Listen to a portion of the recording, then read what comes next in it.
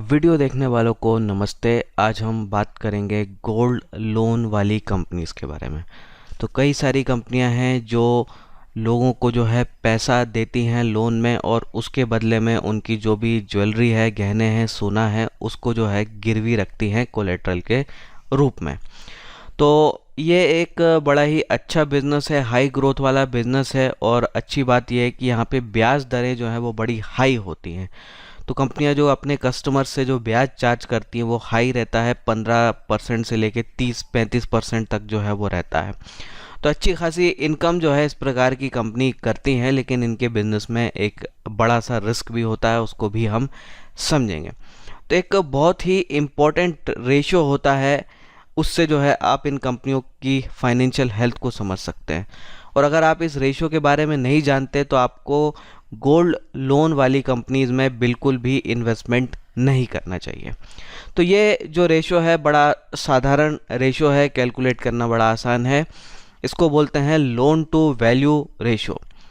तो जैसा कि समझ में आ रहा है, इसको निकालने के लिए जो है हम क्या करते हैं कि जो भी लोन अमाउंट में दिया गया है उसको लेते हैं और उसको डिवाइड करते हैं किससे, एसेट की वैल्यू से। यानी कि जो भी एसेट गिरवी रखा गया है उसकी वैल्यू से 100 से मल्टीप्लाई कर दिया तो हमें मिल जाता है परसेंटेज के टर्म में लोन टू वैल्यू रेशो। अब इसको ज़रा जो है हम एक एग्जांपल से बेहतर तरीके से समझते हैं, कैलकुलेट करने की कोशिश करते हैं।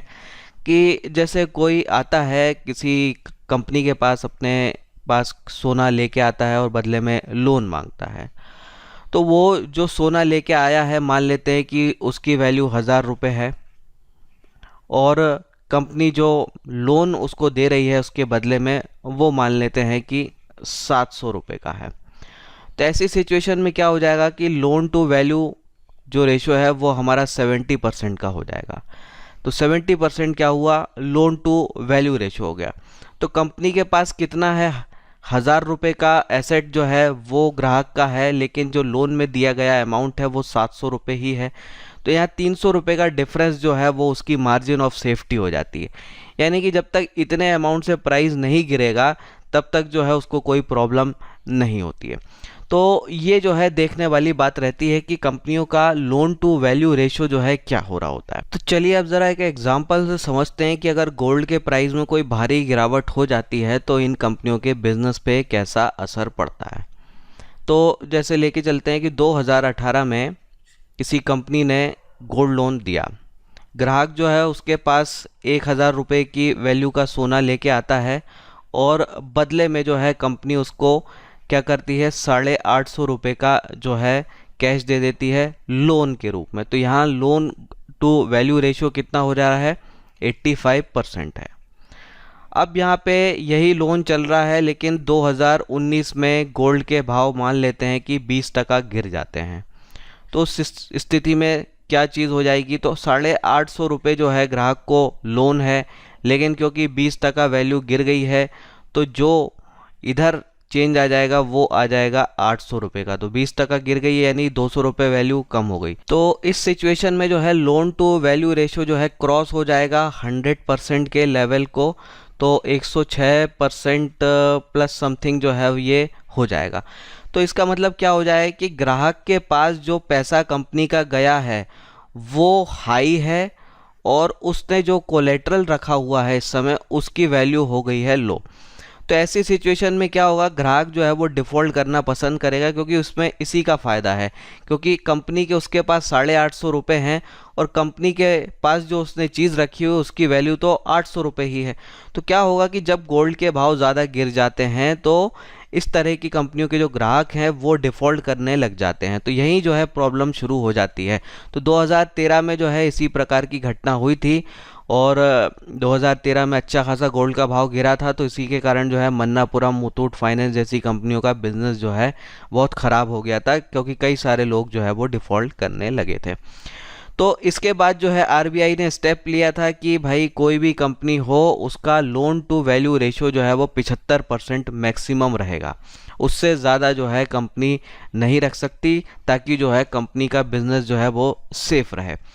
अब लेकिन क्या किया है आरबीआई ने, क्योंकि अभी हाल ही में बड़ी अच्छी खासी तेज़ी हो गई है गोल्ड के भाव में, और आरबीआई को ये भी लगता है कि ये गोल्ड के भाव जो है ऊपर ही रहेंगे आने वाले कुछ सालों में, क्योंकि कोरोना चल रहा है तो इकोनॉमी को रिकवर होने में टाइम लगेगा।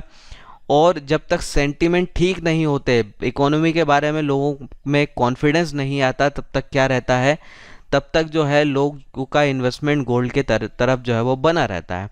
तो ऐसी स्थिति में क्या होता है, गोल्ड का भाव हाई ही रहता है। तो ऐसा ही सोच के क्या कर दिया है आरबीआई ने, इसको 75% से बढ़ा के अब जो है 90% कर दिया है। यानी कि अगर कोई 100 रुपये लेके आ रहा है, 100 रुपये की वैल्यू का सोना लेके आ रहा है, तो 90 रुपये तक जो है कंपनी उसको लोन दे सकती है। अब ये बात कंपनियों के लिए अच्छी भी है, बुरी भी है।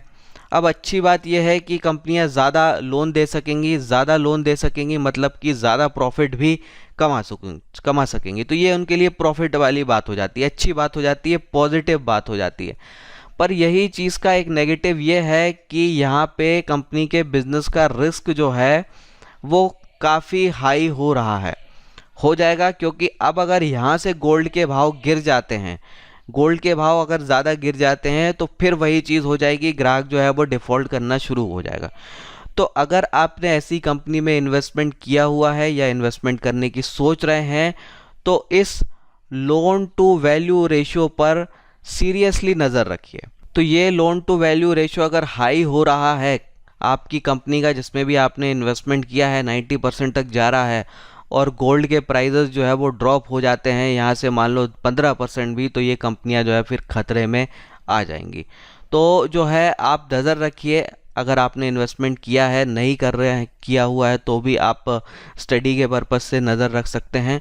तो यहाँ पे आप इस रेशियो पर जो है सीरियसली नज़र रखिए, और ये रेशियो अगर हाई होगा, अगर ज़्यादा हाई होने की तरफ बढ़ रहा होगा, तो मैं उस कंपनी से एग्ज़िट कर लूँगा। तो ये रेशियो आप इजीली जो है इस प्रकार की जो भी कंपनीज़ हैं उनको जाके देख सकते हैं कि उनका रेशियो क्या चल रहा है, उनकी प्रेजेंटेशन और एनुअल रिपोर्ट में आपको मिल जाएगा। तो अगर ये रेशियो 70% से 80% तक चल रहा है, तब तो ठीक है, कोई प्रॉब्लम वाली बात नहीं है। लेकिन इससे अगर ऊपर जाएगा तो चीज़ें जो है वो रिस्की हो जाएंगी। तो ऐसी सिचुएशन में जो है गोल्ड प्राइजेस पर आपको सीरियसली नज़र रखनी पड़ेगी। जैसे ही गोल्ड प्राइस में अगर बड़ा गिरावट हो गई 10-15% की, तो यहाँ पे प्रॉब्लम इनके लिए शुरू हो जाएगी। तो ये रेशो पे जो है आपको नज़र रखनी होगी अगर आप जो है गोल्ड फाइनेंस कंपनी में इन्वेस्टमेंट कर रहे हैं। तो ये रही आज की बात, फिर मिलेंगे। जय हिंद।